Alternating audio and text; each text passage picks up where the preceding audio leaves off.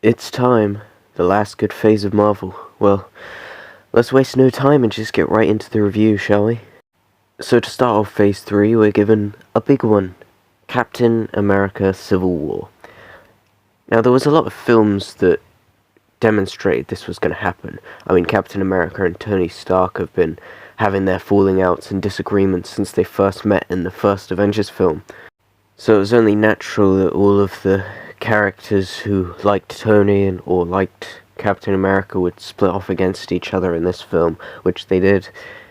And yeah, it showed the Avengers divided for the first time, and it was really entertaining the whole way through. If only we got films like this nowadays. It also introduced Spider-Man and Black Panther for the first time into the MCU as well, so we have Captain America Civil War to thank for that too.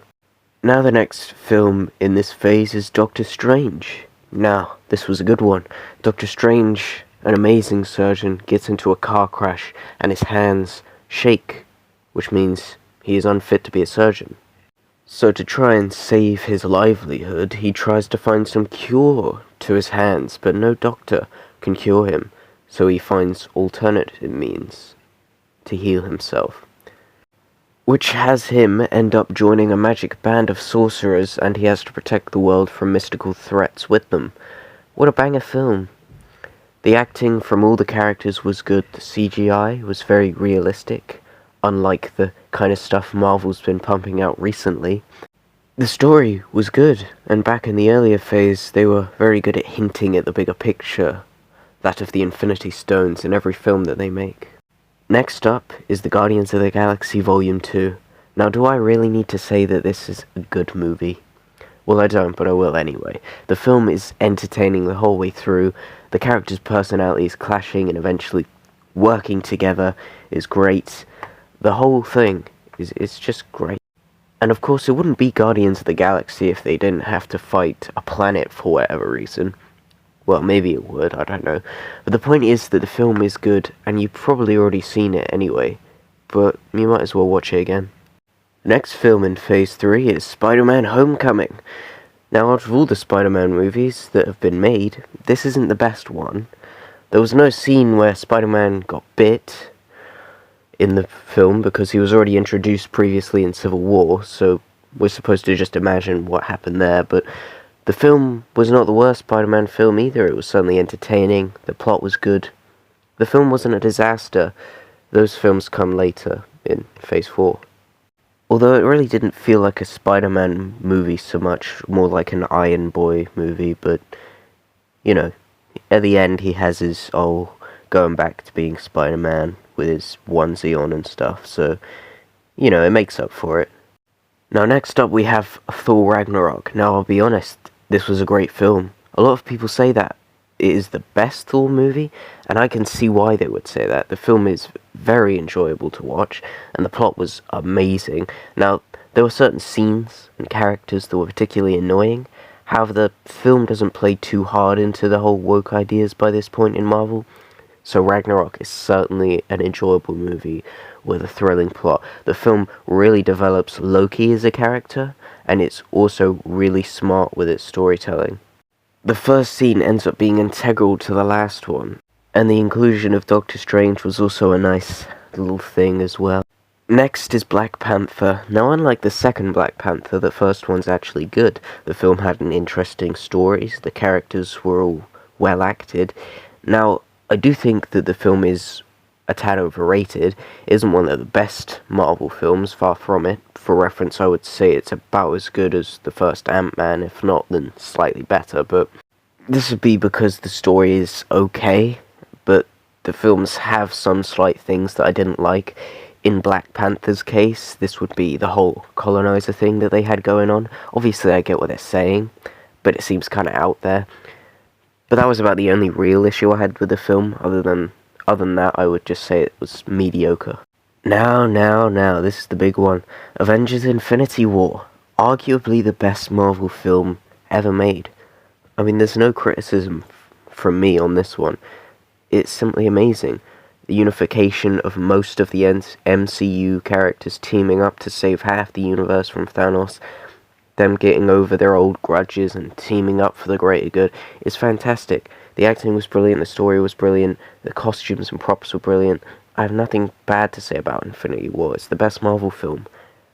The next film is Ant-Man and the Wasp. Now, I had heard that this film was bad and it's woke, so I was going in looking for problems and expecting the worst. And I thought I was pretty good at finding problems in movies, but I guess not, because I actually did really enjoy Ant-Man and the Wasp. It was very enjoyable, funny, and it didn't take itself too seriously. I mean, when watching the film, I was expecting after every scene that there might be something to dislike, but I couldn't find anything. The film was good, and I think it was better than the first Ant-Man. So I don't know who said that Ant-Man and the Wasp film was bad, but I disagree with them. Now, Ant-Man and the Wasp might not be woke, but you know what is? Why, it's our next film, Captain Marvel. Now, I was not looking forward to this one. The film was not very good. The acting from a certain character wasn't very good, and the story was a fairly average one. Nick Fury, being in the movie, did make it better, but he didn't really do much. And he didn't need to, because Captain Marvel just had godlike powers from the start of the film, and they were never taken away. So the whole film was just her going around doing what she wanted with no repercussions. So really the film had no stakes. It was boring, and I don't recommend you watch it, and I'm not going to be watching more Captain Marvel in the future. However, credit where credit's due, I thought it was going to be worse than it was. But that doesn't mean it's good. This is it. 10 years of films in preparation for this moment. Avengers Endgame. This film is also arguably the best film Marvel have ever made. The remaining Avengers go to the past to save the future. We get to see all the films that led up to this moment. This film had an amazing story, an amazing cast of characters. All of the characters teaming up against Thanos and his army was truly magnificent. All of the references were phenomenal. I only have a couple criticisms of this movie. The first one being who Captain America gives his shield to. I think it should have been Bucky who got the shield instead of Sam. I mean, it just makes much more sense for Bucky to get Captain America's shield. Falcon has his own whole character, his own hero, but the Winter Soldier is something that Bucky didn't want to be. Bucky would have made much more sense as Captain America, especially because he was from the same time as Captain America as well. And the time travel thing was a bit weird, as in it didn't really make much sense. Although I did kind of make it make sense in my head, so it's not a huge issue for me. But overall, the film was amazing, and I recommend it to anyone, but not without watching all of the other films first. You've got to watch all of them, and then it's truly phenomenal. And finally, we have Spider-Man Far From Home. Now, this film is better than Homecoming, in my opinion. It deals with some cool themes, like how Peter has been affected by Tony's death, and how students coming back 5 years later after they've been erased from reality have to fit back in. And I think the film did a very good job of it. The acting from all of the characters was very good, and the references to the previous films was good too. I think it's very cool that they included previous actors from previous films who were done wrong in some way by Tony to come back and try and take his defense system and try and get revenge on him. If I'm comparing it to other MCU movies, then it's a reasonably good film, and if I'm comparing it to other Spider-Man films, then it's a pretty good film, so. But yeah, that's it for this video, so if you enjoyed, then why not go watch my review for Marvel Phase 1 and 2 as well? Or you can go watch a different Disney property review by watching my review of Andor. See ya.